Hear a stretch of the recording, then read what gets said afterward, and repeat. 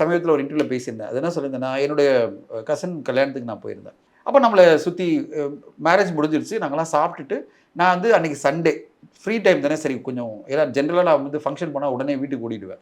ஆனால் சரி free time தானே, ஒரு ரிலேட்டிவ்ஸ்கிட்டலாம் உட்காரும்போது என்னை சுற்றி என்னுடைய ஒய்ஃபு, அவங்க கசின்ஸ் எல்லாம் உட்காந்துருக்காங்க. அவங்க எல்லாரும் பேசுகிறது தக் லைஃப் இப்படி இருக்காம, மோசமாக இருக்காம, இந்த படம் அப்படி இருக்குமாம, அப்படி இருக்கு பேச ஆரம்பிச்ச பிறகு நான் அப்படியே நின்றுட்டு யாரெல்லாம் தக் லைஃப் பார்த்தீங்கன்னு கேட்டேன். ஒருத்தரும் பார்க்கல. எனக்கு உச்சியில் மேலே கோவம் வந்துடுச்சு. எனக்கு சொன்னேன், என்ன ரைட்ஸ் வச்சுட்டு நீங்கள் பேசிட்டு இருக்கீங்க, படம் மோசமாக இருக்குது, இது இருக்குது, அது இருக்குன்னு.